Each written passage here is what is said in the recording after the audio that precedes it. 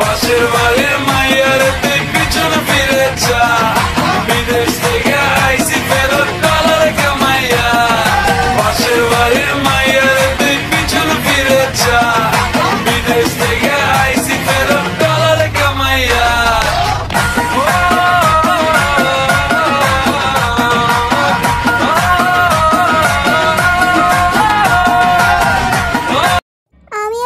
খুব ড্রাঙ্ক থাকার কারণে আমরা দুজনে একে অপরকে জড়িয়ে ধরে ঘুমিয়ে পড়ি। পরের দিন আমার ঘুম ভাঙে আগে। নিজেকে জাঙ্কুকের বুকে আবিষ্কার করে অনেক অবাক হলাম। পরক্ষণই গত রাতের কথা মনে পড়ল। আমি বুঝতে পারছি আমার জ্বর এসেছে, নিজের শরীরে কিছু নেই অনুভব করলাম। হঠাৎ জাঙ্কুক উঠল, আমাকে তার বুকে শক্ত করে জড়িয়ে ধরল। কিছু বললাম না আমি। আমাকে নিজের থেকে ছাড়িয়ে নিয়ে জাঙ্কুক আমার কপালে গালে হাত বুলিয়ে দিল। হাত দিয়ে বুঝতে পারলো আমার জ্বর এসেছে। আমাকে কিছু না বলে ওয়াশরুমে নিয়ে যায়, শাওয়ার নিতে হেল্প করে আমাকে, বিছানা ক্লিন করে আমাকে শুয়ে দেয় আর ব্ল্যাঙ্কেট দিয়ে আমাকে মুড়িয়ে দেয়। আমার মাথায় হাত বুলিয়ে দেয়। আমি তাকে সব বলে দিয়েছি। জাঙ্কুক, খারাপ লাগছে, খাবার নিয়ে আসি? জানি না। জাঙ্কুক খাবার এনে আমাকে খাইয়ে দেয়। আমি জানি না আমার কি হবে, কেমন মিশ্র অনুভূতি হচ্ছে আমার। রাত হয়েছে, জ্বর একটু কমে এসেছে। আমি শুয়ে আছি। জাঙ্কুক লাইট অফ করে আমার পাশে এসেছে। আমি জাঙ্কুকের দিকে তাকালাম। আমার মাথায় হাত দিয়ে দেখছি জ্বর আছে কিনা। এখন একটু কম। আমি জাঙ্কুককে বললাম, আমাকে ছেড়ে দাও জাঙ্কুক। চুপ।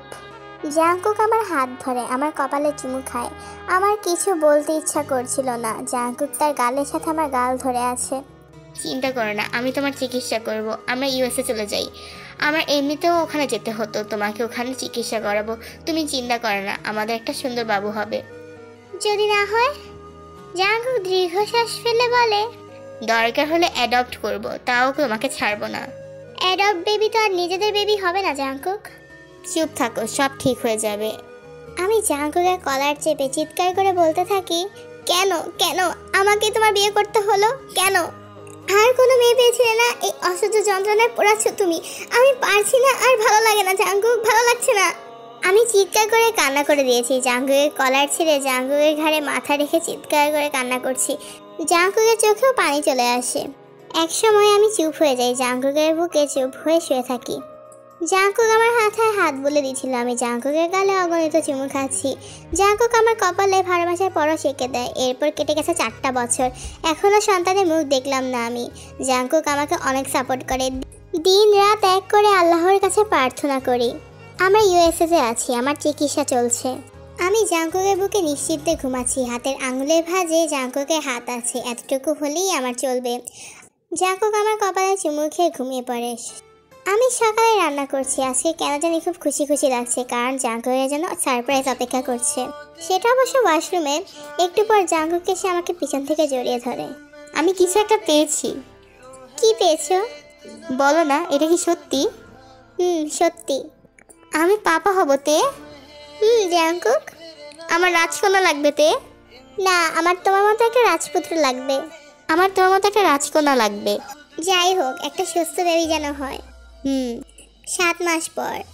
জাইঙ্গার বাচ্চা জাইঙ্গা, কই তুই? আমার খাবার কে আনবে? ওই জাইঙ্গা। বেবি এরকম কেন করো? আমি আছি তো। উফ, জীবনটাই তেজপাতা। আমাকে এখন খাইয়ে দাও। দিচ্ছি। জাঙ্কুক আমাকে খাইয়ে দেয়। আমার 7 মাস চলছে। ইদানিং মুড সুইং একটু বেশি হয়। মাঝে মধ্যে ইচ্ছা করে জাঙ্কুককে ধরে মারতে, কখনো চুমু খেতে, যেমন এখন। আমি জাঙ্কুকের মুখটা কাছে নিয়ে জাঙ্কুকের কপালে কিস দিই। আর কত সহ্য করতে হবে? 4টা মাস পর আমার কোল আলো করে এসেছে একটা কন্যা সন্তান আর একটা পুত্র। হ্যাঁ, আমার টুইন বেবি হয়েছে। আর এরা এত কিউট, আল্লাহ আমাদের কথা শুনেছে। আমার মেয়ে তেহি হয়েছে আমার মতো, আর কুকি হয়েছে জাঙ্কুকের কপি। জাঙ্কুক পারলে সারাদিন দুজনকে কোলে উঠিয়ে রাখে।